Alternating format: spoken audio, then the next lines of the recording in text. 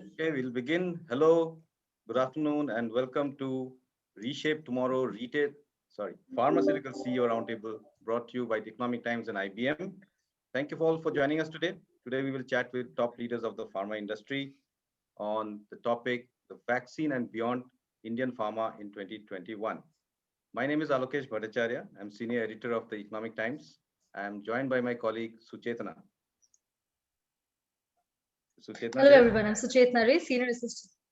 Yes, I'm there. Can you hear me? Yes, go on. Can you all hear me? Yes. Okay. Hi. Hello, everyone. I'm Suchetna Ray. I'm Senior Assistant Editor with Economic Times, and it's my pleasure to welcome all of you to today's discussion. It has been a few months of reckoning for India's pharma industry. The future looks brighter, but we will still need some levers for the industry to move to a newer level. And we will debate that and discuss that today. Exactly. And to debate on what these levers are and some other issues and how Indian pharma can continue its growth trajectory, we have a very strong group of pharma CEOs joining us. We have with us Dr. Kiran Mazumdar Shaw, Executive Chairperson of Biocon. We have Dr. Satyanarayan Shava, Founder and CEO of Laurus Labs. We also have with us Deepak Sapra, Chief Executive Officer, API and Services, Dr. Reddy's Labs, Nandini Piramal, Executive Director, Piramal Enterprises, and Sandeep Patel, MD, IBM India and South Asia. Personally, for me, I must say it's a significant day as ETA and IBM reshapes tomorrow. It's great to have more than one woman panelist, really. Yes, that's indeed very significant. And also significant is the fact that the Indian pharma industry has matured greatly over the past 2 decades. In FY20, we exported drugs to over 200 countries. We earned more than $16.28 billion in turnover and contributed 20% to global exports in terms of volume. The domestic market is also growing fast. It's expected to record turnover of 100 billion by 2025 from 20 billion in 2019. Liberal FDI rules have actually helped perhaps because the sector has received FDI inflow of 16.8 billion between between April 2000 and September 2020. Increasing R&D investments and acquisitions by private sector companies like the ones on the panel today have also been driving growth for this industry. Significantly, if you look at today's context, India, already caters to more than 50% of the global demand for vaccines, and the COVID pandemic has only accelerated this. So, Indian pharma has put all hands on deck for a COVID vaccine with significant success. But going forward, there are several challenges for the industry overall. Manufacturing quality has been a persistent concern. Certain things have been done to address it, but certain concerns still remain. Our API dependence on China, for example, will also take some time to overcome.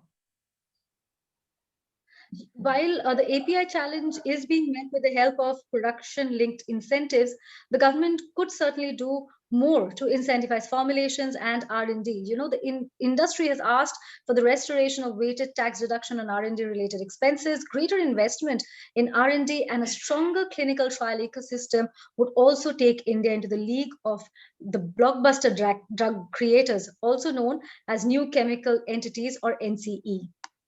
And there are other challenges also, of course, and we will look to our panel for some of the answers. But first, I would like to invite Sandeep Patel of IBM to give his welcome address. Sandeep. Thank you.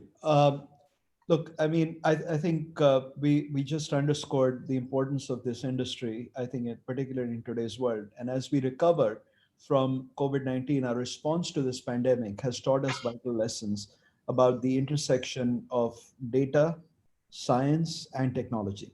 As entrants from other industries blur the traditional definition of life sciences, new partners are interacting and collaborating across customary boundaries. Today, an emerging healthcare ecosystem features life science in a major role across the spectrum, from health and wellness to patient care, with a transfer in focus from products to patient impact. And I think we see this around the world. At the same time, the industry is experiencing changes based on rapidly advancing technological capabilities. Innovative solutions are powering extraordinary discoveries in areas like genomics, while increased digitization is enabling new modes of interaction and collaboration. Life sciences organizations have to manage the increasing volumes of data with hidden insights that could potentially tackle some of these issues. and data, which fundamentally is also different from the way we've always known data. Now we see data as both structured and unstructured. Unfortunately, most organizations are unable to unlock the full value of the data at their disposals. So, advances in cognitive computing can help bridge the gap between data quantity and data insights. Cognitive based systems can build knowledge, understand natural language, and provide confidence weighted responses. Also, these machine learning systems, they provide confidence weighted responses, which then can be evaluated by experts. They can also quickly help locate the proverbial needle in the haystack, identifying new patterns and insights, something that is particularly relevant in life sciences. And we are witnessing that organizational shift in demand. IBM Life Sciences Industry Solutions and Technology, for example, is helping organizations strategically define, develop, and commercialize solutions that facilitate R&D innovation, enrich relationships between life sciences and biotech companies, payers, providers, and patients, and help enhance quality of care and improve healthcare cost efficiencies. There is a broad acceptance that there are potential opportunities for AI and machine learning to change data capture solutions and assist in the cleaning of clinical data. The industry is already starting to see opportunities where artificial intelligence can help improve other parts of the clinical trial process, including site selection, as well as recruitment and patient monitoring. We are exploring and developing new methodologies and improving processes for a broad range of healthcare challenges. Within IBM Research, our healthcare and life sciences team is designing solutions to help the diagnosis of diseases, manage population health, and better understand the human genome. The team blends a broad set of disciplines such as biology, chemistry, data analytics, artificial intelligence, and medicine to pursue their work. We are also collaborating with the industry to provide solutions across the spectrum, such as drug repurposing. So, here we are using artificial intelligence to identify drug repurposing candidates. IBM research asset Pacman is helping predict drug efficacy. Currently, we are using this technology to work on the molecular profile of the SARS-2 virus. Artificial intelligence based prognosis and diagnosis is also helping with the advanced diagnosis and care, and we've achieved some phenomenal results in this space. Technology to aid cancer treatment is another key area of focus for us, which we've been working on for a while. So one of the key ongoing projects, for example, within the area of oncology is breast cancer prediction, where we've achieved about a 91% AUC, which is area under the curve, in ongoing client project. Computational pathology and staining are two other technologies to effectively support decision in cancer patient care.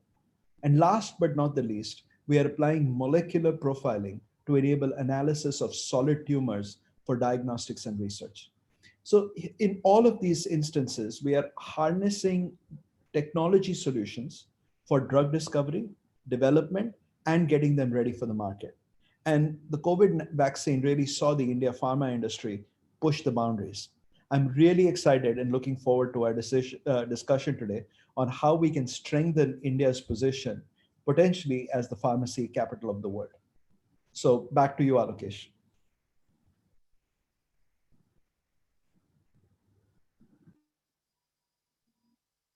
Alokesh, you're on mute. Okay, I keep forgetting.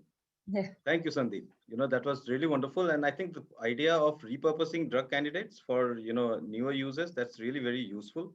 And I am also always fascinated by how high-powered technologies, such as from IBM, can and from others also, they are powering the research and development, like the genome project that happened, and so many things are happening now. We could never have imagined a vaccine for a new, disease coming up in less than a year, right? Earlier, but that has happened, and a lot of the credit has to go to the power of technology and the brains behind them. What we have also done in October, November, we carried out a survey along with Kantar, India's #1 survey agency. And so the ET Kantar survey, we surveyed about 7 industries and to figure out what is the impact. It's a perception survey, not a data survey, more a perception survey of CXOs. So CEOs, MDs, chairmen, and other senior management to figure out how different industries are being impacted and other things. So I will spend the next 3-4 minutes quickly taking you through what we have found in that survey, especially related to pharma and healthcare. So let me just share the screen with you.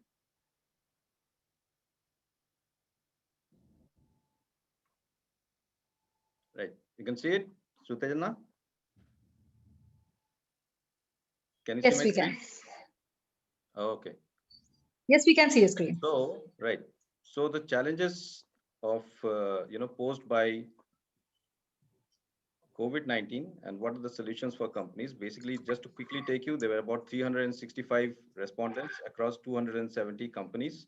Like I said, there were 7 industries. There's manufacturing, BFSI, education, healthcare, and healthcare is a proxy for both healthcare as well as pharma, retail, media, entertainment, consumer products, and telecom. And if you look at how the respondents were broken up, it's essentially, manufacturing had the largest chunk, but healthcare and pharma also had a significant number. And if you look at the profiles of people who took the survey, they're all senior management and with senior leadership like MDs, board members, comprising more than half of the respondents in the survey. If you look at some of the findings, I'll just quickly take you through 3-4 slides.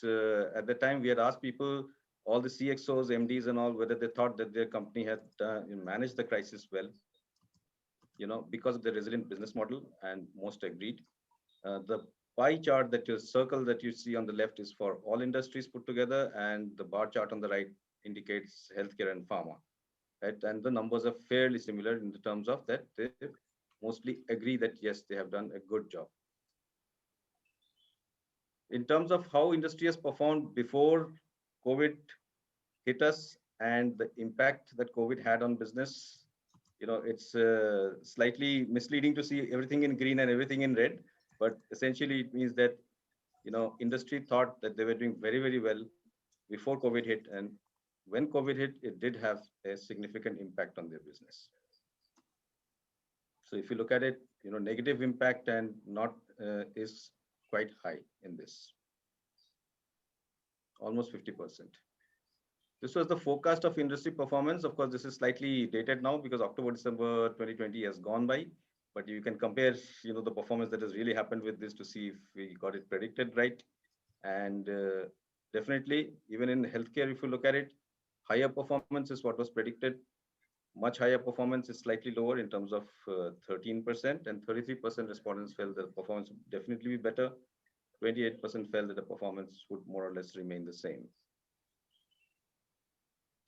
Areas of concern for organizations during the pandemic. If you look at this is a multiple choice question. The major areas are the first three areas of concern: the empowerment of the remote workforce, tracking the health status of employees, and cybersecurity. These are the three top concerns for companies during this time. What actions did they take based on those concerns? Mostly on similar lines in terms of the concerns. If you look at it, empowering the remote workforce took top priority, followed by IT resilience and cybersecurity. But essentially, they took actions that were relatively easier to take, which is understandable given the time constraints that were there. Will the pharma and healthcare industry fast track technology adoption in future? Certainly looks like it. If you look at the overall industry on the left side, the circle bar pie chart, this is for all the 365 respondents. And the one on the right is healthcare. So more than 90% feel that technology adoption is going to go up after the pandemic. And which are the areas, if you're going to adopt technology, which are the areas in which the technology adoption is going to see highest, investments? Then these are the areas that left three are the most significant ones: data security or privacy, again, the remote workforce, and the supply chain resilience. So these are three, narratives that are coming through very strongly in this survey. So that was the ET Kantar survey, and we will now move to the panel discussion. Thank you, Alokesh, for that survey. Thank you for taking us through it. We'll start the panel discussion today, and we will open the discussion with your thoughts about the way COVID vaccination strategy is playing out. And for that, I'll go to the tallest leader in the Indian pharma sector, Dr. Shaw. Ma'am, what can we do better? Is my question to you. What are the critical areas that we are missing out on? And do you believe involving the private sector will yield faster rollout and perhaps more efficient tracking as well? To you, Dr. Shaw. Well, I think we should really look at the pace of vaccination as of today. And as you know, we haven't even reached 10 million people as of date, which I don't think for a country of our size is at the level it should be. We ought to be vaccinating at least 5 million a day. And I also believe that we need to do it rapidly because we are seeing surges of cases in many parts of the country, which is very worrying. We also know that we are at risk of being infected by some of these variants from other parts of the world, like South Africa and Brazil and UK and other parts of the world. And we know that for a country like ours, we don't need a third wave. I mean, we've been very fortunate till now because our numbers are low, our mortality rates are low, and for a very, a combination of factors, we are in a good place. But let's not lose that good place. And to me, vaccine-induced herd immunity is extremely important to stop transmission. When we look at the way you deal with pandemics, there are two aspects. One is protection and one is transmission. And I think we are only focusing on protection. I think we need to stop transmission. And the way to stop transmission is to vaccinate massively at large scale. And without the private sector getting involved, we will not be able to ramp up capacity. So I personally believe the sooner we let private sector, get involved with general population vaccination, it is the better. And we also should not be making it too onerous and too cumbersome for people to get vaccinated. For instance, I know that the corporate sector has been asking the government to let them vaccinate their employees and their families in many cases. And we also know that if you actually free up, the vaccination, and we don't have a dearth of vaccines like other parts of the world, we have an adequacy of vaccines. So rather than stockpiling vaccines in the warehouses of vaccine producers, we ought to be really deploying them in immunization. So I, for one, believe without the private sector, we will not be able to ramp up. We even demonstrated this in the case of testing during the pandemic, where we've seen that when it was restricted to the government ecosystem, testing was at a very low rate. But the moment they introduced the private sector, we ramped up, and today we can actually vaccinate test millions per day, which was not the case at the start of the pandemic. So my view is the government ought to free up and private sector sooner than later. Okay. We go to the. So is it a problem of logistics, you think, or is it a problem of resistance? We also are seeing a huge resistance. I think there are some mixed signals being given from various quarters. I think the government feels that, opening up to the private sector might, result in, black marketeering. It might result in various sort of shortages of vaccine, etc., which I don't think are correct, because I really believe that, if you think about black marketeering, I don't think you should blame it on the private sector. Today, I think there's a lot of leakage of vaccines, even from the government ecosystem. And there's already black marketing I'm aware of where people talk about being able to access vaccines, which are leaking out from government hospitals. So I don't think that is really a concern. And once you have a I feel you need to have an MRP on vaccines.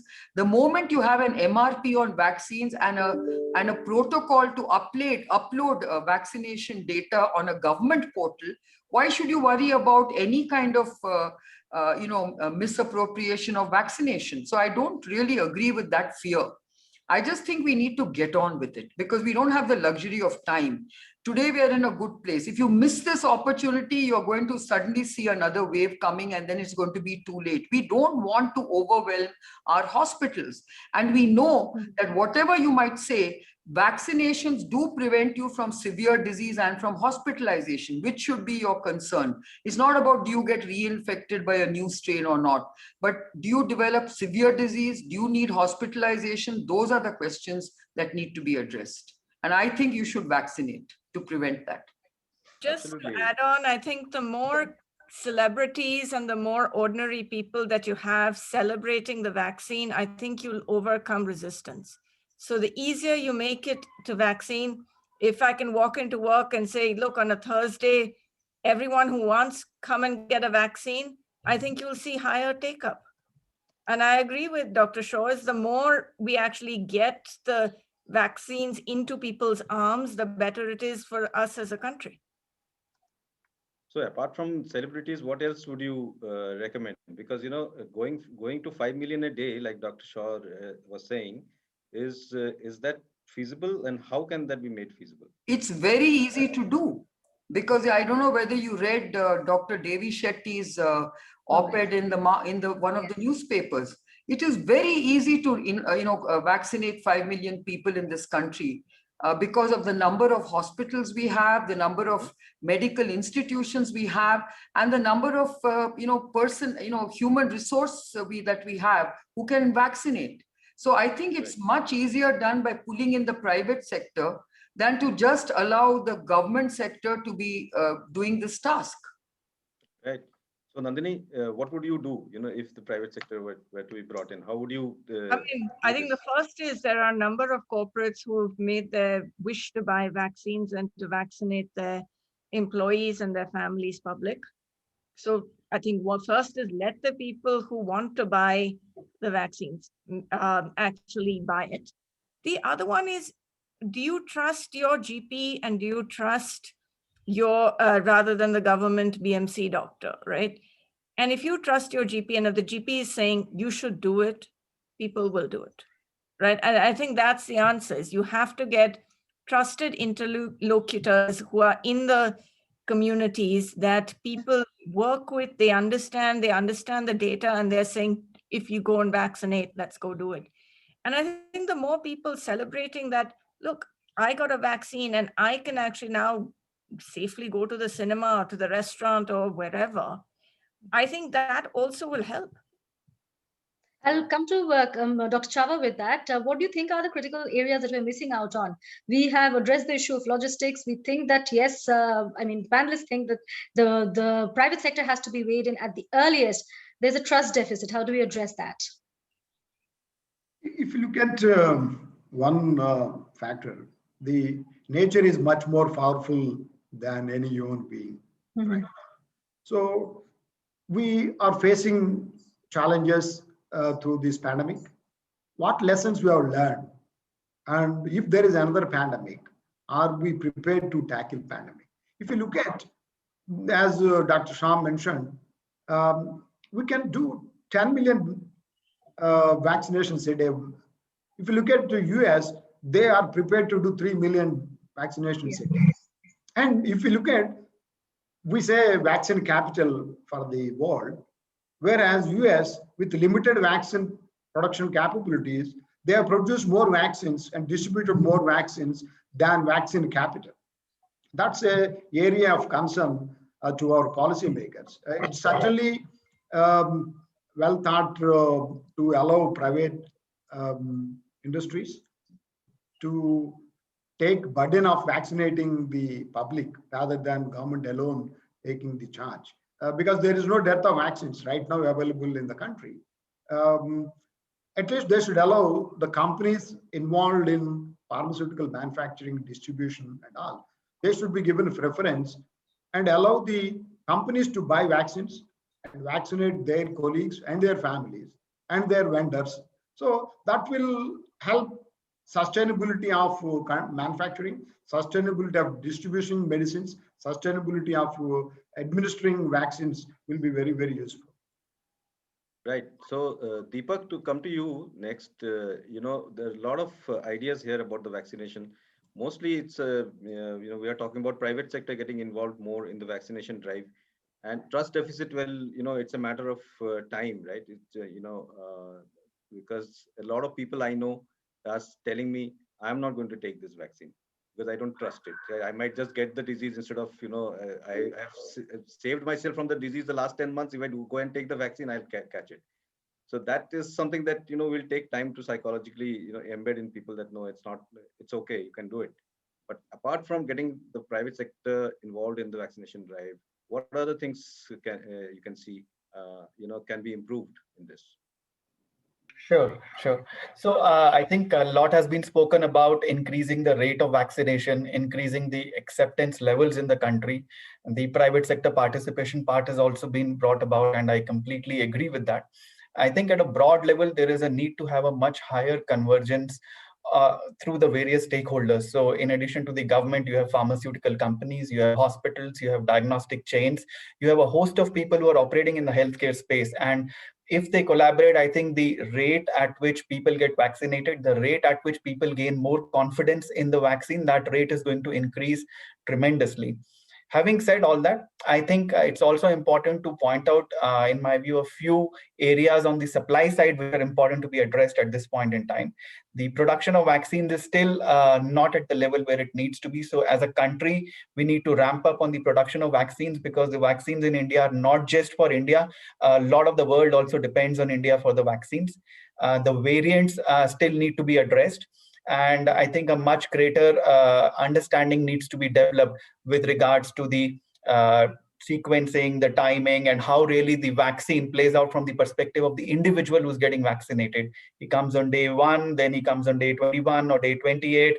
How do you manage the entire universe around the individual who's choosing to take the call to get vaccinated? How do you make sure that his safety, the pharmacovigilance around it, is fully built in and fully protected? I think that is also a very, very important aspect of the whole vaccine saga as we see in the next few weeks. I remain confident that with the couple of vaccines already available in India, we would have a few more available in the near term. And with that, we should be able to get to the rate of 5 million, maybe even 10 million per day. And over 2021, I believe a good number of the people in India who are eligible to be vaccinated, who want to get vaccinated, there would be coverage in that. I think there's a slow start, but just as we saw in the case of testing, I'm confident it will ramp up and we will have a much better outcome to show for than what we have in the first month of vaccination. As you know, we started vaccinating on the 16th of January. Today is the 19th of February. So it's just about a month and 3 days. And I'm optimistic that this curve will really go up in the coming few weeks. Yeah, we hope so, because there's a couple of reports I read earlier, which basically said that India's vaccination drive will probably end towards the end of 2022. It will take till the end of 2022 for the vaccination, to go on. So let's hope we can speed up on that timeline. Yeah, I'll come to Sandeep with that. As far as technology is concerned, how can technology be better leveraged in this entire vaccination drive? Yeah, so I'll just start off by just echoing with something which each of the panelists have said. I think getting the private sector fully engaged in driving the vaccination drive, I think if we do that properly, I think, Alokesh, we don't need to go down through 2022, probably through the first, second quarter of 2021 will be done. And it is about governance to a certain extent. As long as corporates are able to take the vaccine, and as Ms. Piramal said, Dr. Shah said, if we can actually make them accountable to vaccinate their employees, families, and so on, and certify that can be actually accomplished very, very quickly. Another thing where technology can actually play a role, and actually we are doing this right now with both New York State as well as Australia currently, where we have something called the IBM Health Data Pass, which actually provides verification. So it serves as a verifier and almost like a health passport of sorts for both vaccination as well as testing. And it is set up for both ensuring that vaccination and others is happening. So it's a sort of something that enables the sort of cataloging and others of vaccines, but also it enables the government to use that for traffic that's going in and out of the country. So there are several technologies today that are available that can actually accelerate some of this and actually create some level of governance that precludes, you know, the bad effects that the government is worried about in terms of making this more available and proliferated much more quickly. Why don't we democratize it? Look at child immunization. You have the government program, you have the private programs as well. How long will it take for India to have a similar program for adult immunization? Dr. Shah? Well, I think, you know, if there is a will, of course, it can be done very fast. And I think it should be done very fast. And I think it's really up to the policy makers at the center to take this quick decision, because I think we are at an inflection point where we shouldn't lose this opportunity to quickly decontrol, decentralize. That is what is required. I mean, healthcare is a state subject, but if you start controlling it from the center, it's going to slow things down. So if you look at certain states which are seeing a surge, you know, like Maharashtra and Kerala and even Karnataka is now seeing a surge. I think these states need to really start looking at vaccination in a much more aggressive way than other states which are much safer. So I just think that, you know, trying to have a one size fits all kind of an approach is not very sensible at this time. So I really think we need to look at vaccination in a way which you decentralize it, give it, you know, to state governments to, well, vaccinate their populations in whichever way possible, where of course private sector has to play a very important role. And this is a true public-private partnership, because I really think that's the way it ought to go. The government ought to be responsible for the marginalized populations in their state or in the country, and the private sector must be responsible for, you know, either paying for vaccinations themselves, those who can afford it, and corporates will vaccinate their employees and their extended, you know, dependents. So I just think there's a huge opportunity to ramp up vaccination, and this is going to be about equitable access to vaccines. If the government employees have access to vaccines, then why not the private employees? That's really the question we are trying to ask, saying, why is it that you feel that municipal workers are more important and more essential than manufacturing people, you know, workers who are working in our plants producing life-saving drugs? And I think our child immunization program has actually been a great success over the last, you know, 76 years. We have worked very well through the government and through, you know, international partnerships and private, you know, partnerships to actually make vaccinations and childhood vaccinations reach to very marginalized populations in India. So that's the kind of model that we need to take. Absolutely. And of course, this discussion is on Indian pharma overall. So while we've had a view on the vaccine, we must also think about whether, you know, the surge in thinking and activity around the vaccine is actually blinding us from other important things as well. Right. So, for example, now. No, I think it's also about, you know, making sure the economy keeps going, you know, because if you have a safe workforce, I think the economy can get back to normalcy much faster than constantly having to worry about who tests positive. Let me give you an example.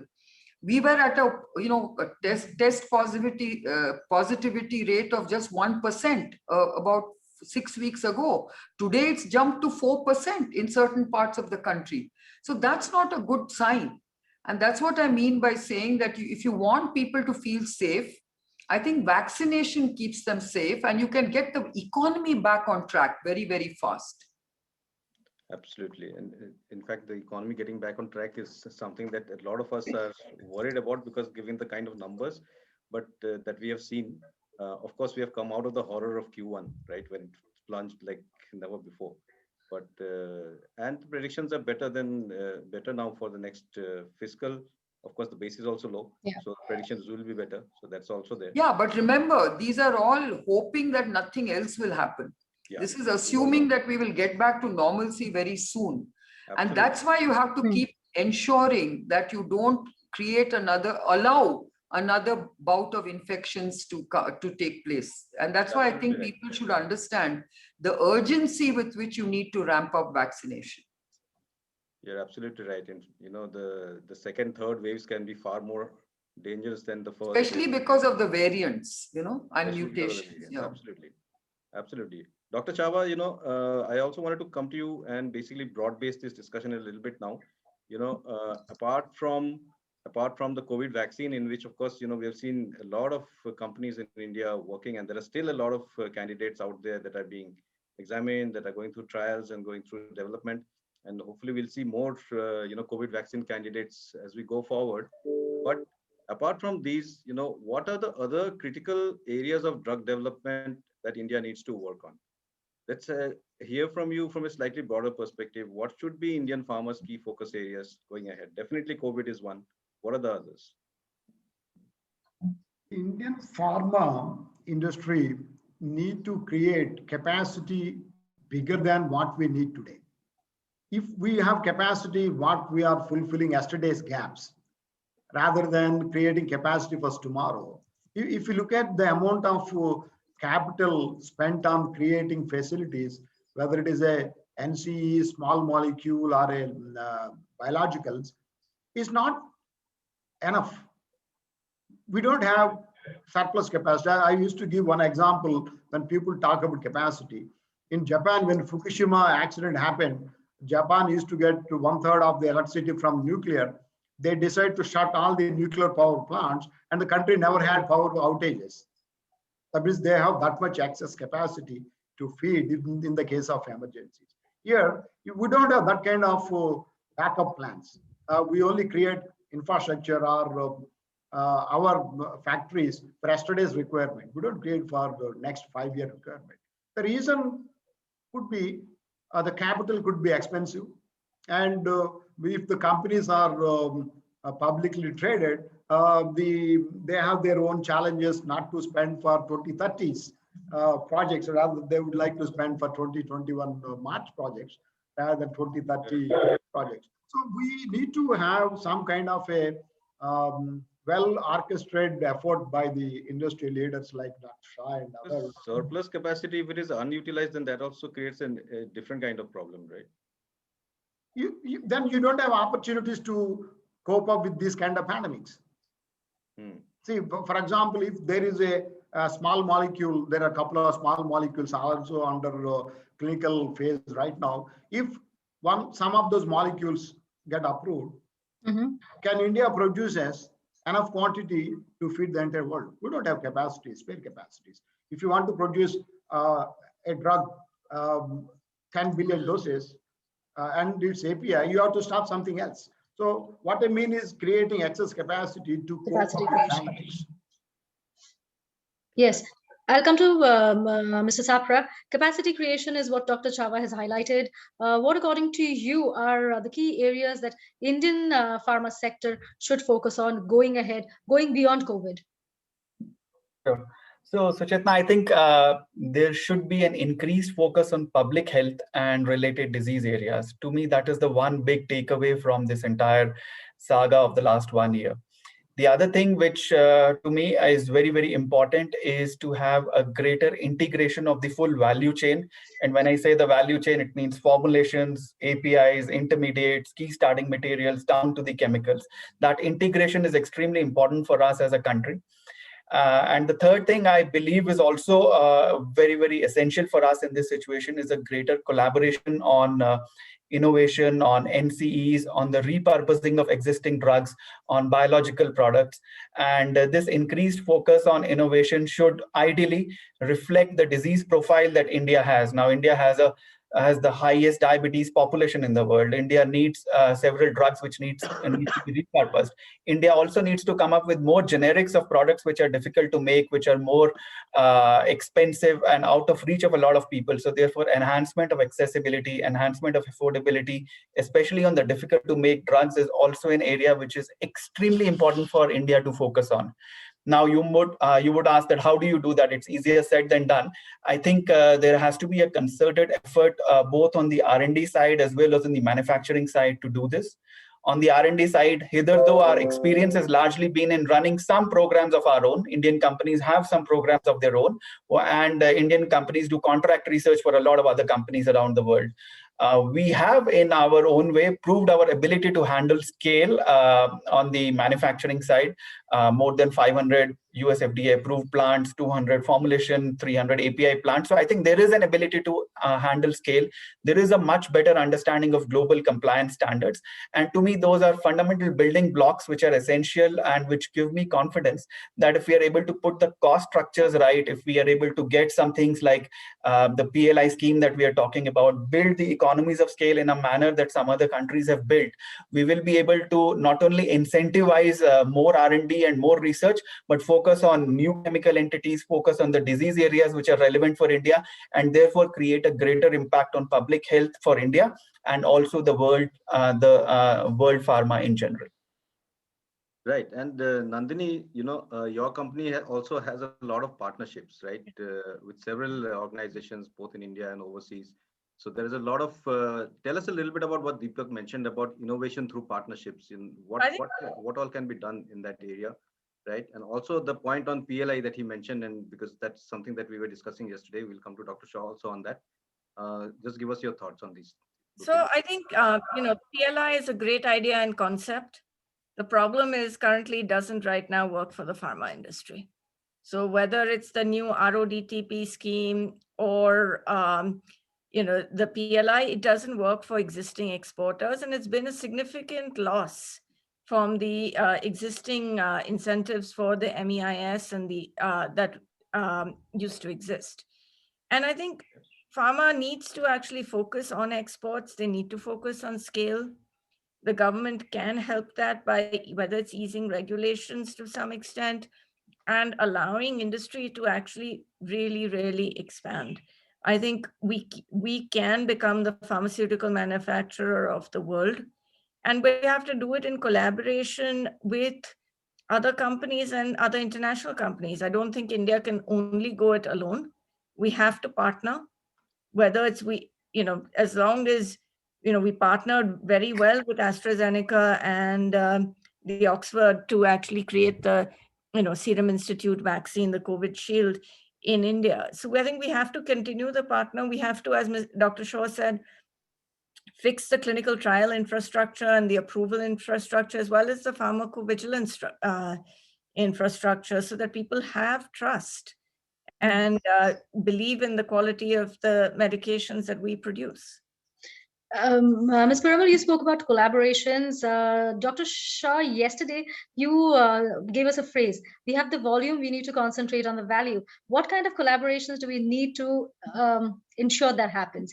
Collaboration with the government, collaboration with other players in the ecosystem? So, when you talk about innovation and value creation, it's not just about collaboration. I mean, you also have to be enabled to invest in innovation, and that's where it all starts from.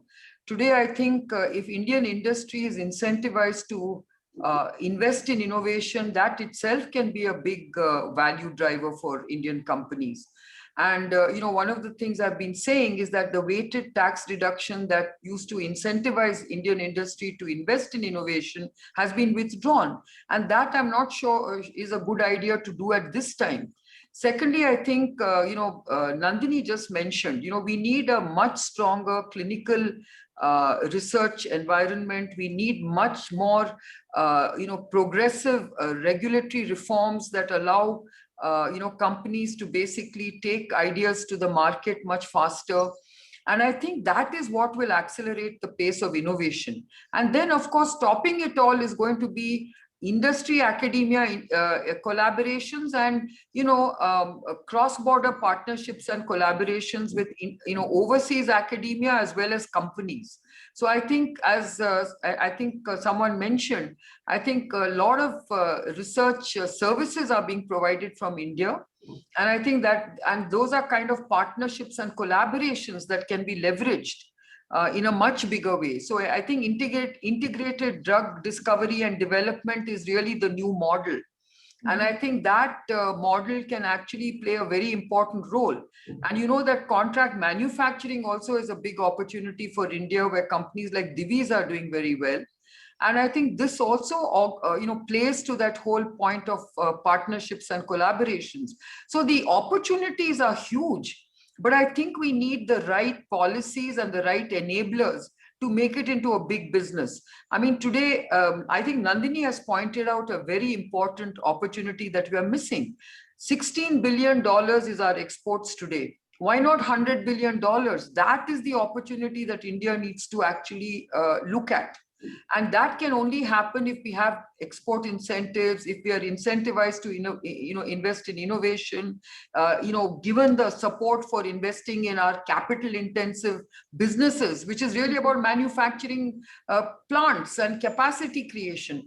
And that's not easy because these are very high capex businesses.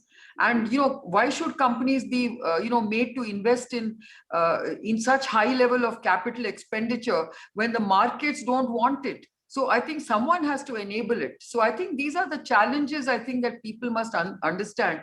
And more than anything else, our sector is a gestational sector where investments take a long time before they pay back. That's why you need incentives. We also employ lots of people at very good salaries. I think that's the other thing. The pharma sector as a whole is actually a very good employer. We actually employ a large number of people in the knowledge sector, and I think we could do much more. And one more thing, I think vaccine diplomacy has been very, very successful for India. I think pharmaceutical diplomacy can be a huge, win-win for India as well. So let's not forget that opportunity. And it's not just about pharmaceuticals, it's about diagnostics, it's about vaccines, and of course, biomedical technologies. So I think, in which I think Sandeep will understand that the software-enabled technologies are also very, very important for India to start collaborating on. Sandeep, you want to take that? I was going to come to you with this question, so, the very point that Dr. Shah is making here. Yeah, so I think very, very important points that were just made. I think the whole notion of speed to market and creating incentives to really drive this. I think this is an industry that could become a focal for in India for the world. This whole notion of make in India for the world. This is clearly something that can happen. So look, the data says it all, right? One of our recent studies said that 84% of life science organizations, they are seeing the value of both structured and unstructured data in terms of how they can accelerate the value chains, both in terms of manufacturing, drug discovery, drug manufacturing, and then also the supply chains that are associated with it. Bringing a drug to market can take up to 15 years, right? And could cost a lot of money. Now here, accelerating drug discovery, through artificial intelligence, where, you start to use artificial intelligence to reveal hidden patterns, predict novel connections in biomedical data at a scale. This is beyond the capability of traditional computing methods. And so the whole notion of using unstructured data, making sense of it to accelerate drug discovery, I think clearly is one.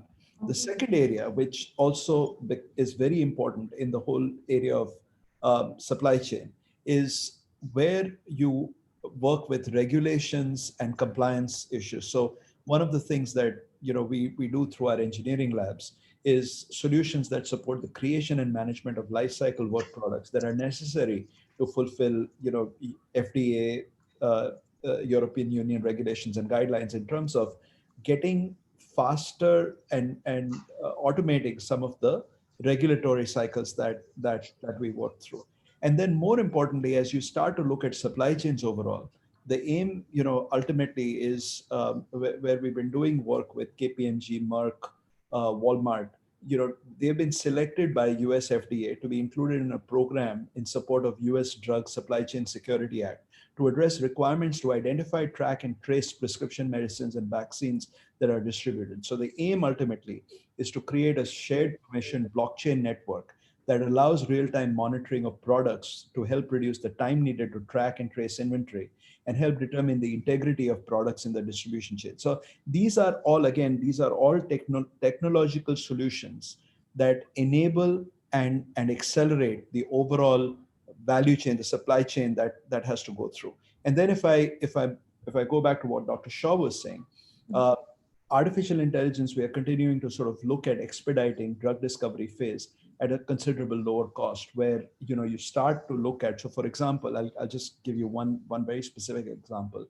For instance, a selected set of the generated molecules targeting SARS-CoV-2 was exposed in the IBM Visual Molecular Explorer platform under an open license. Now, the open sharing of the artificially intelligent generated artifacts in this explorer was the first step taken towards establishing a community to aid in finding optimal designs in the most efficient manner possible. So these are, again, and one of the things that is going to be very important, I think, in this endeavor is to ensure that we are driving, open technologies that are allowing the collaboration across, different organizations to accelerate, the drug discovery. And then if we take it, to the next stage which is coming over the next few years is quantum computing, which will also find extensive usage to tackle complex computations for genome analysis, for example, and drug design,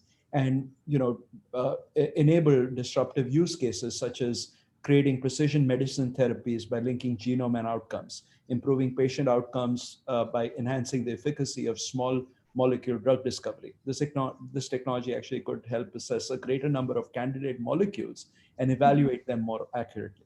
And also developing novel biological products based on protein folding predictions, etc. So these are again all technologies that, working with the industry, can help both accelerating drug discovery and launch to market, but also as you start to think about how you distribute them, how you track them, how you drive compliance, a lot of that can be facilitated.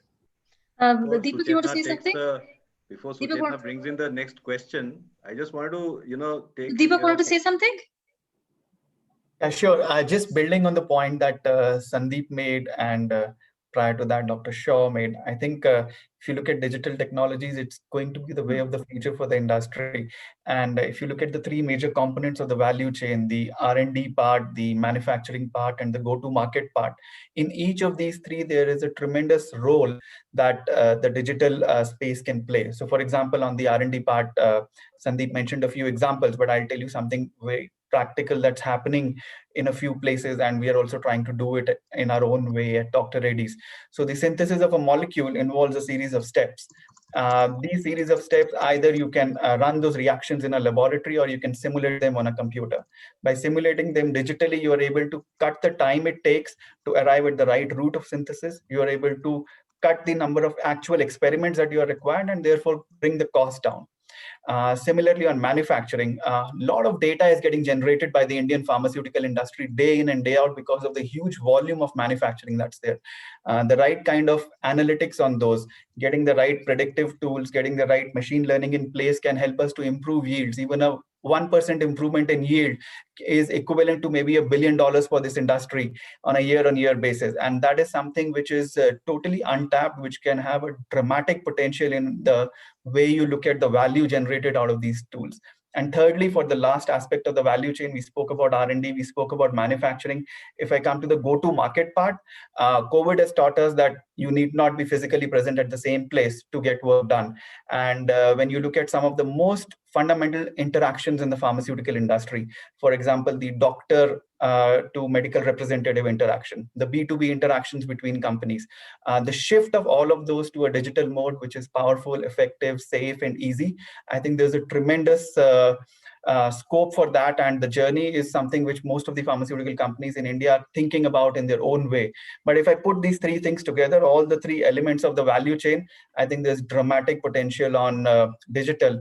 And one way to visualize the future could be that pharmaceutical companies investing in digital today, a few years down the line, these could all be digital companies which are manufacturing pharmaceutical products.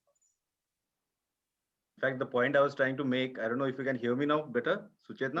We can, yeah. The point I was trying to make is that quantum computing, Sandeep, has come a long way since Einstein called it a spooky thing, right? Now it's real. When I was younger, I never imagined that quantum computing would actually come true, because it was in the realm of spookiness, right? But now it's becoming real. And so the kind of power multiplier that it has, quantum computing, in terms of discovery, especially in pharmaceuticals and also in other industries. But in pharmaceuticals, the very speed at which you can develop a new molecule through quantum computing is really going to change the game a lot. Suchetna, you had a question. Yes, you said it was in the realm of spooky. It was in the realm of science fiction, maybe. I'm taking off from what Ms. Piramal and Dr. Shaw had to say, and all of you had to say. So for all of these things to come together, for the pharma sector to overcome the challenges, the Indian government plays a very important role. Apart from facilitating policies, the budget outlay. The outlay this time is 35,000 crore for the sector, which I read in a recent interview of Dr. Shaw. She says that it's just not enough. So first question to you, Dr. Shaw, how much do you think should be the outlay? Because remember, 35,000 crore is actually double of what we got in budget 2020. So what do you think is the new normal allocation that the government has to keep if pharma is to reach 2.5% of the GDP? No, I don't think I was commenting on the pharma sector. I was just saying that 35,000 crores was really what they had allocated for the healthcare sector.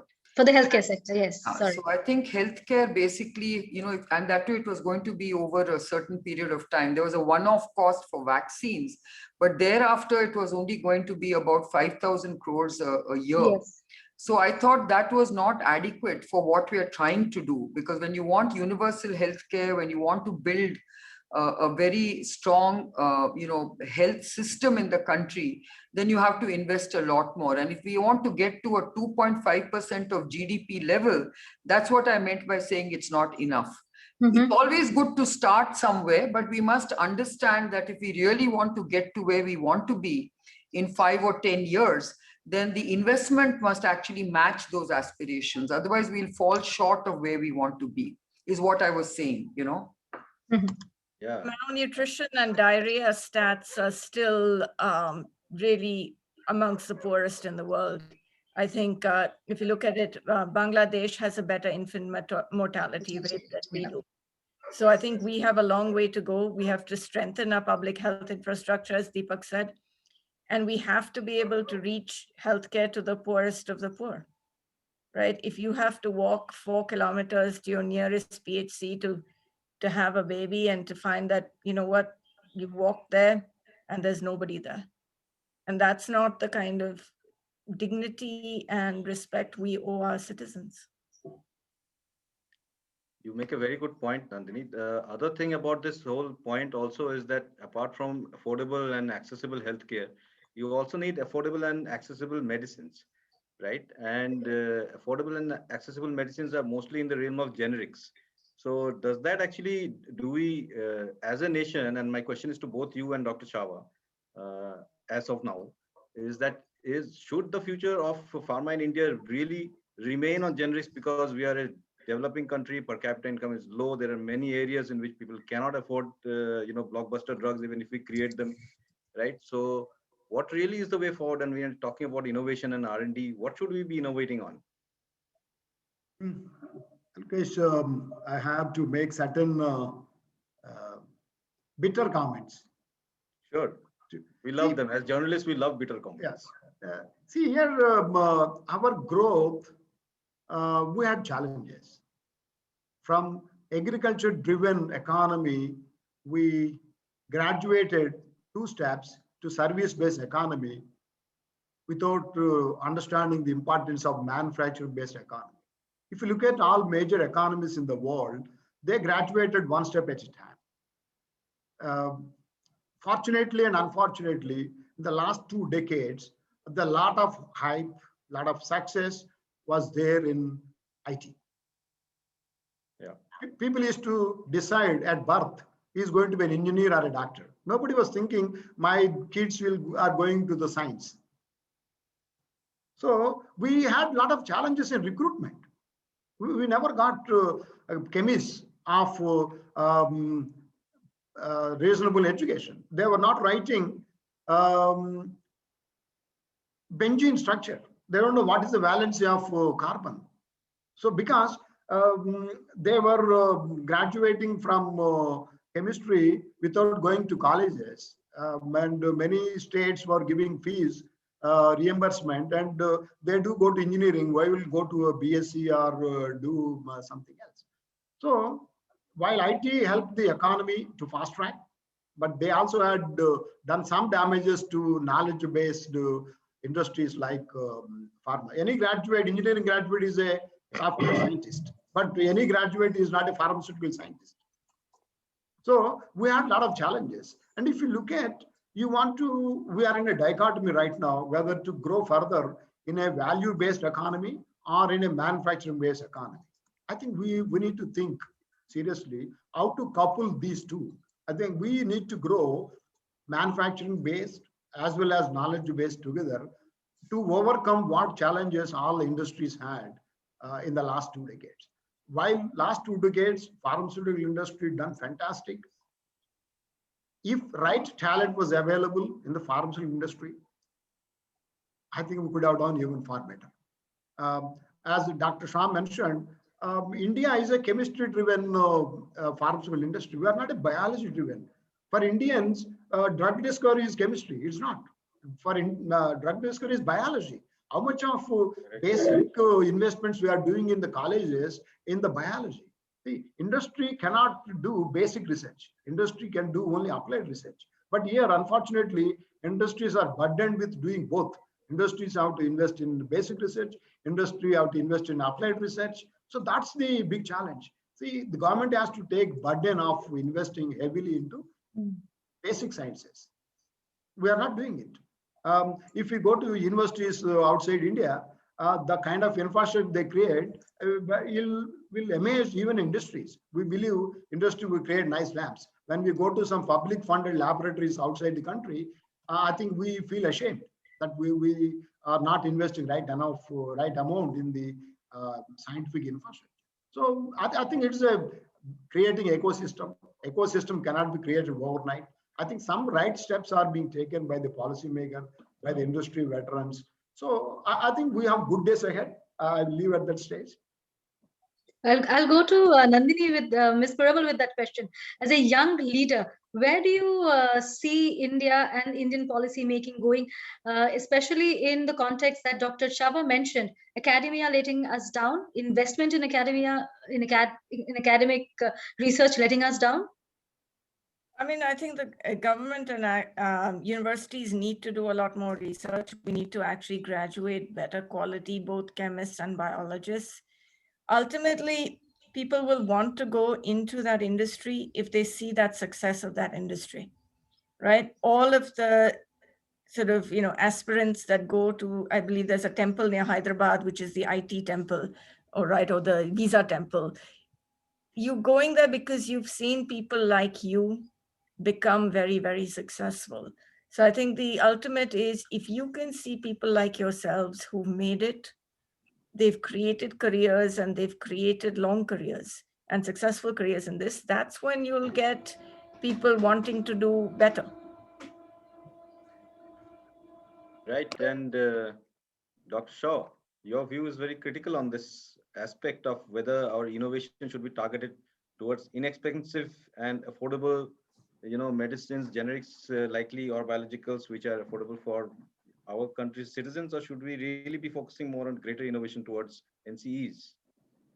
See, let's not forget that, over 95% of our medicines are generics, and they are very important because they cover a very large, aspect of our medical needs. So I think we should remember that we are the lowest cost producer of medicines in the world, and that is definitely helping our healthcare system in the country. Now, when it comes to innovation, certainly I think Indian companies are very capable of coming up with either new molecular entities or new chemical entities. But like I think Dr. Chava said, I think we definitely need to make sure that we get far greater investments in academic research for basic science. And we also need to have greater industry academia partnerships, which really can only be enabled if we have a strong research culture in our clinical research system. If you don't have a strong clinical research culture, it's going to be a bit of a catch-22, because ultimately you have to take those molecules into the clinic. And if clinicians are more focused on practice rather than research, you're not going to have the ecosystem that exists in the Western ecosystem, where clinicians actually spend half their time in research and the other half in in practice. And here we just don't do that. So I think one good thing that's happened out of this pandemic is that there is a strong realization that clinical research is a very important area for India, especially given the fact that we have such a huge burden of disease, and that makes it very important and interesting for pursuing clinical research. So I think the diversity of our population and the basically the disease burden that we have makes it a very rich, a resource for us for doing clinical research. So I think we must not, lose that advantage. But we actually killed clinical research about 10 years ago. Now we are trying to pick it up. And we need a very reliable and credible ecosystem, because right now, Nandini very rightly said, our credibility has to be built up. Right now, we are very good at generics. But are we good at innovation? I can tell you we are good at innovation, but the credibility is so low that most of us tend to kind of license our innovation to other companies in the West so that they can take the innovation forward. Many startups are actually able to only raise capital in other markets, not in India, because we don't want to back risky innovation, because not all innovation makes it to the market. So I think there are a lot of those challenges, and that's why I'm saying we need to invest in R&D incentives in a much bigger way, because it is a risk capital. We must not forget that. Investing and giving incentives for R&D is about providing that risk capital. Absolutely. I'll come to Mr. Sapra with that question. How does India overcome this credibility challenge that we have? How do we overcome our API supply challenge? Have we overcome our manufacturing quality challenges? Sure. So let me address your question on the API part. So on the API part, while India has done well over the past several decades, there is still a long way to go. Broadly in two areas. One is in terms of the dependence of the API sector on getting the APIs from other countries, most notably from China. And second, in terms of building upon the strengths and the capabilities that we have in India to become a strong API player, which can operate not just in India, but also globally. So those are the two areas where I look at a significant amount of action that's required on the API sector. Now, there are a few things which are visible in the past few years. So for example, the API sector is beginning to see a lot of funding coming in from players which were unknown. So for example, private equity is beginning to put in a lot of money in the API sector in the last few years. The structural building blocks of this sector are changing in that sense because of the nature of the organizations and people who are putting money into the API sector. We spoke enough about the PLI scheme, which is conceptually great, which is a good push. We will have to see how the execution really plays out for it to really make a mark in terms of the API sector in India. What is also extremely essential, and that's something we forget when we just talk of APIs, that as you go back in the value chain from an API, the API is dependent on an intermediate, the intermediate is dependent on a chemical, and therefore a revival of the intermediate and the chemical industry will complete the chain. And until that really happens, we will not have the enabling ecosystem to be successful in the API space, to create those economies of scale, to be the world number one in multiple molecules that we aspire to be, because that enabling infrastructure is still not there. It has to be built up over a period of time. And I think if we start taking the steps in those direction, just like what China did a few decades ago, I think there is a chance we can get there, but it's going to be a long journey. There are a few good ideas in place, but the right execution of those ideas, to my mind, is the most important aspect of the success of the API industry going ahead. Right. And, just to carry that thing forward a little bit, I'll just come to Sandeep, on this question on technology again. And Sandeep, we know a little bit about how cloud technologies can help us, and automation, especially in areas of compliance, right, in areas of quality, supply chain challenges. there are areas where, apart from the more glamorous thing of creating new molecules and all, but technology can also help pharma companies become far more efficient and effective in managing their business, right?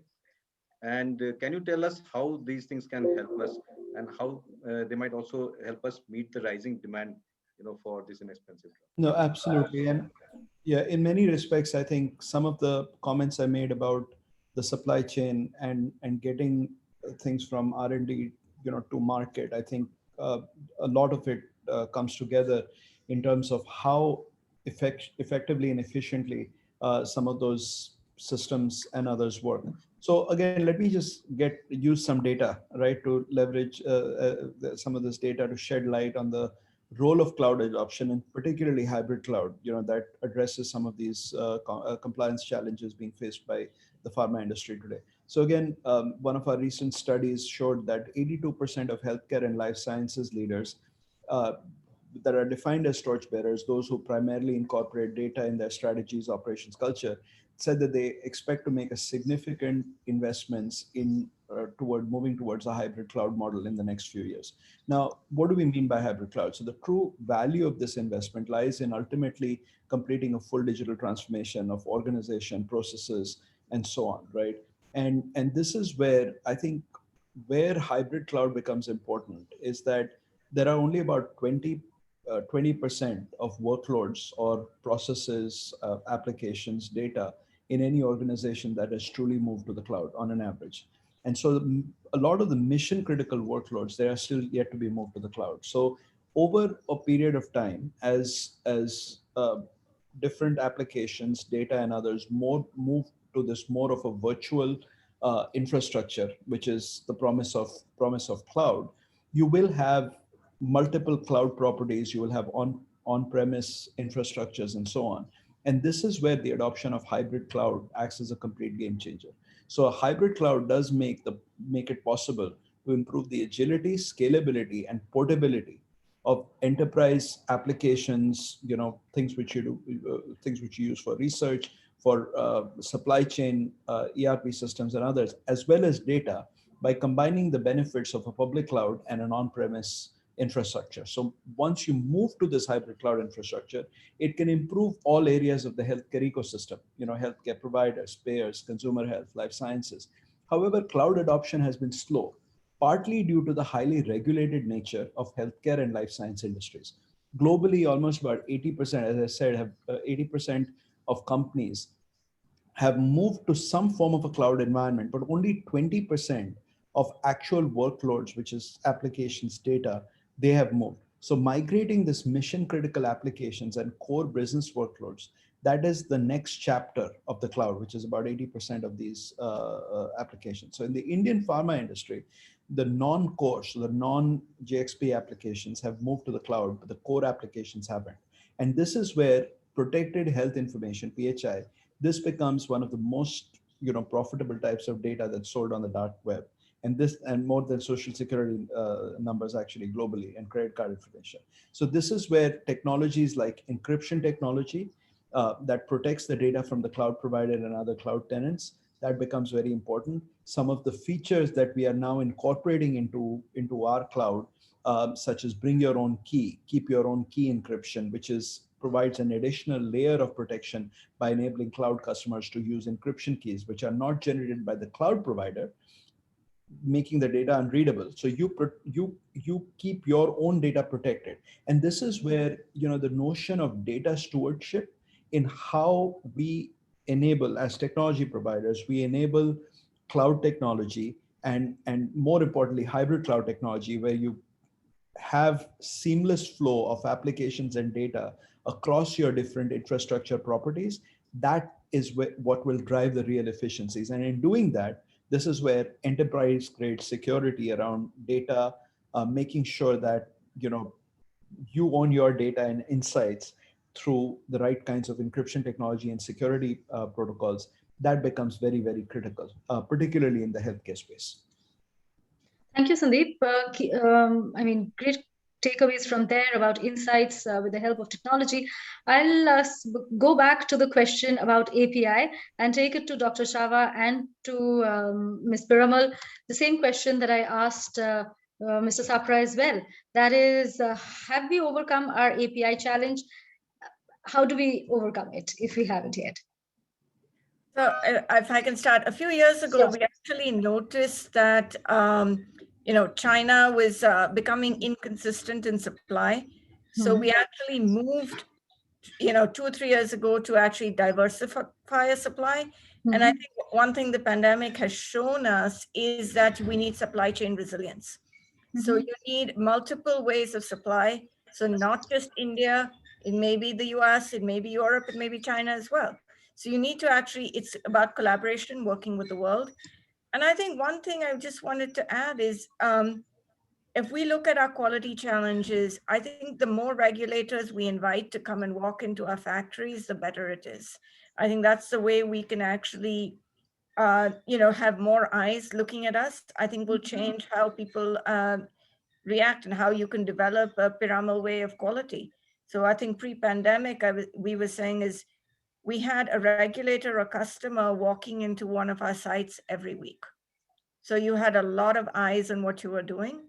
And I think that helps in actually proving our credibility. It helps proving and bringing our systems up to par as, as the bar keeps getting raised. Chava? Adding to Ms. Piramal, in the industry, there are good companies, there are not so good companies, so irrespective of regions they operate. So you have to be very vigilant in your supply chain security, and to change the supply chain or modify it, it takes a lot of time.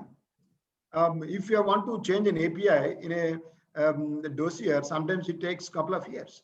If you want to change an intermediate, it takes a year.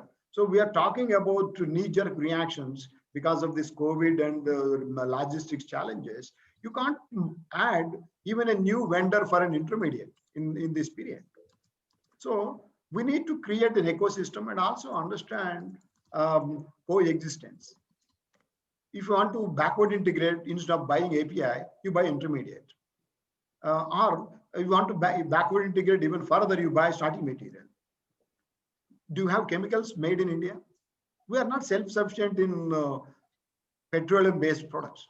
We don't make, the basic solvent in pharmaceutical industry, methanol, is imported. 80% is imported.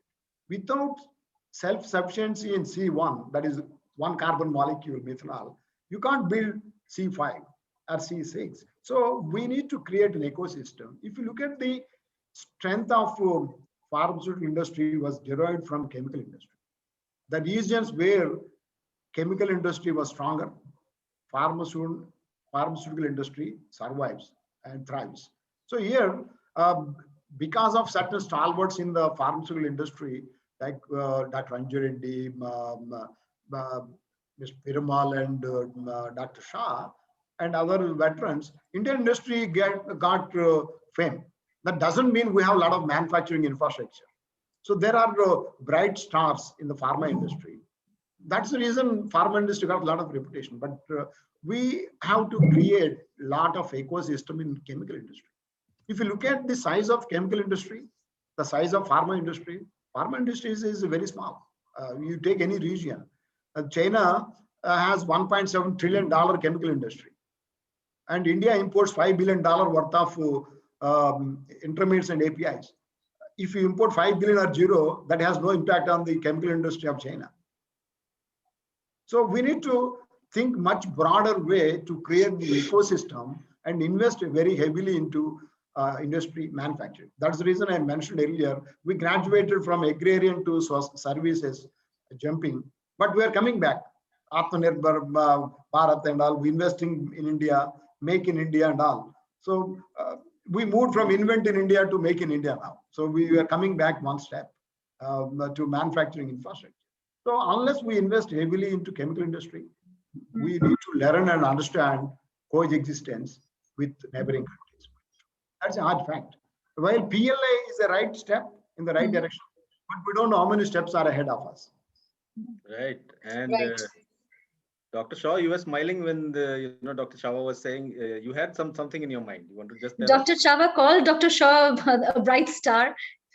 No, no, Apart no. from What I said, what I meant was, he's very right that China has such a large chemical industry that he said whether we stop imports or buy $5 billion is not going to make a dent on them.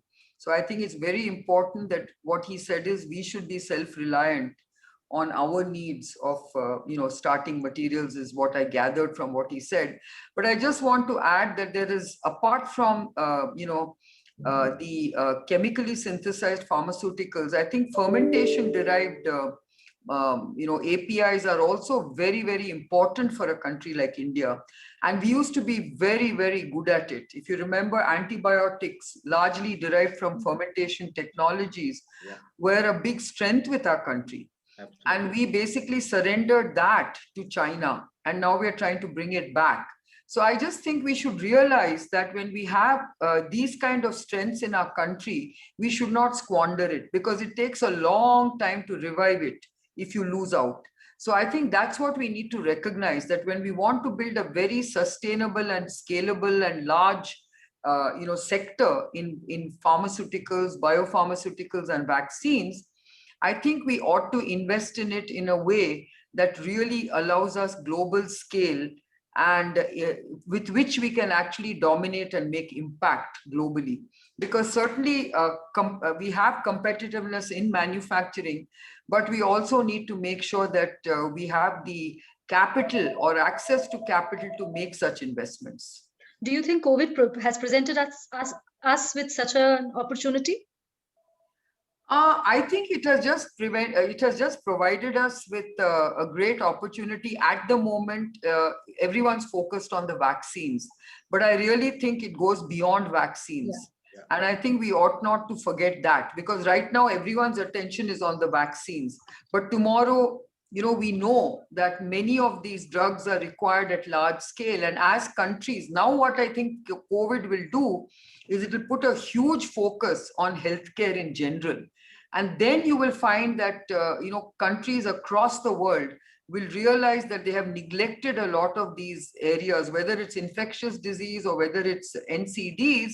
I think that's where you will realize that we just simply don't have adequate capacity to meet global demand.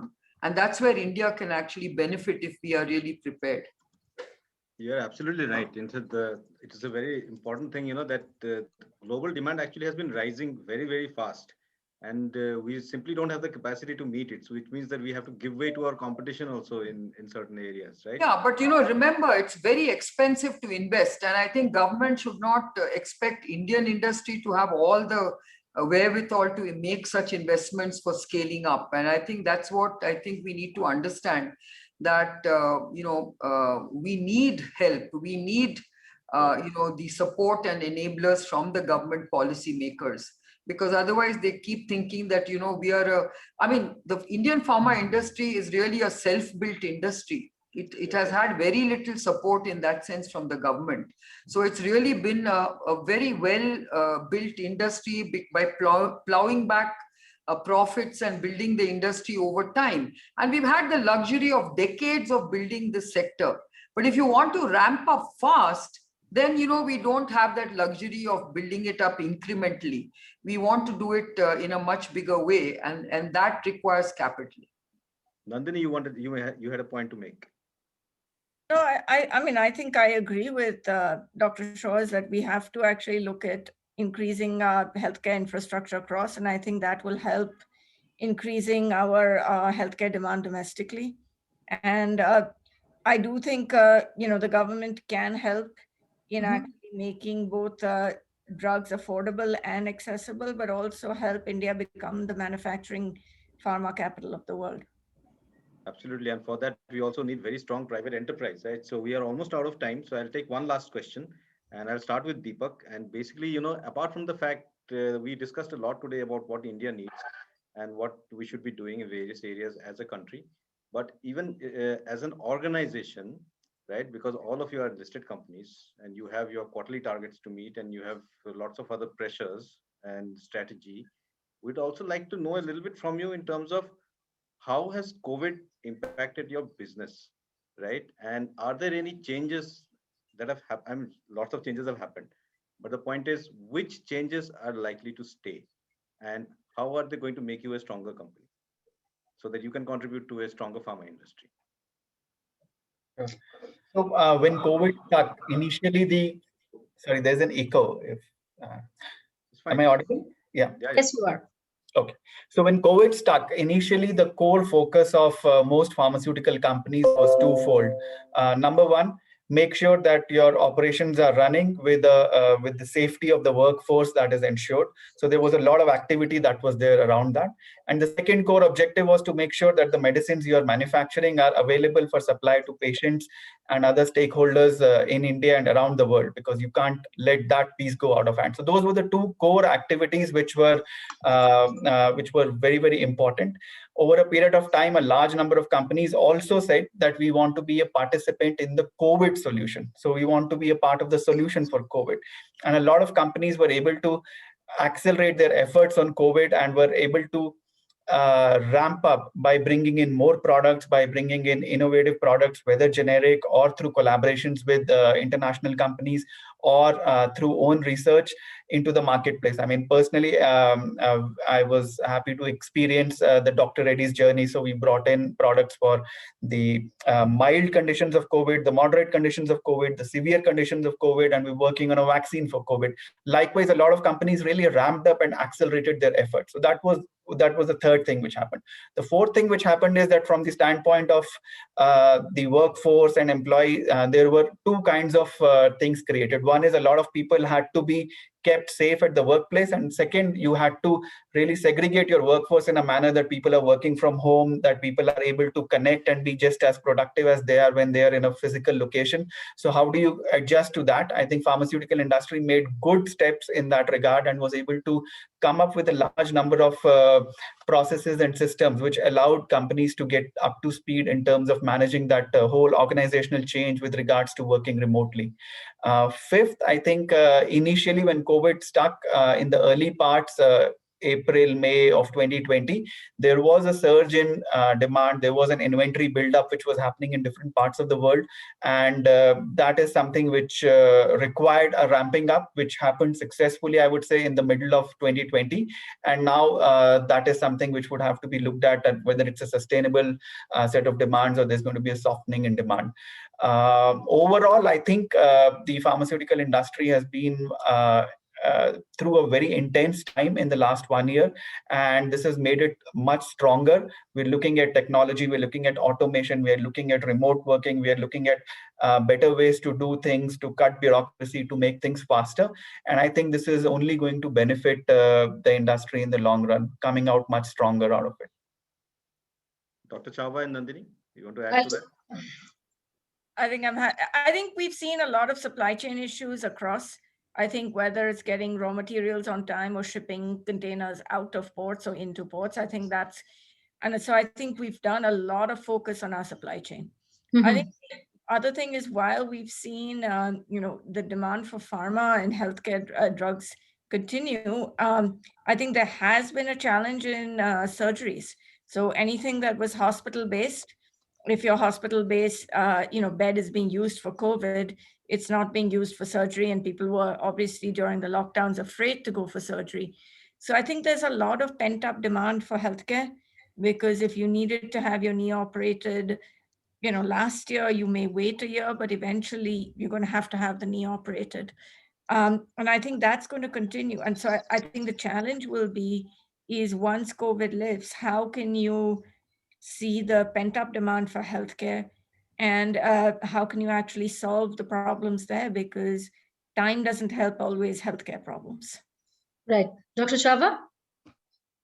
The pandemic definitely taught several lessons. How to make companies sustainable in procuring raw material, producing and supplying as per the commitments made to various partners as well as various agencies.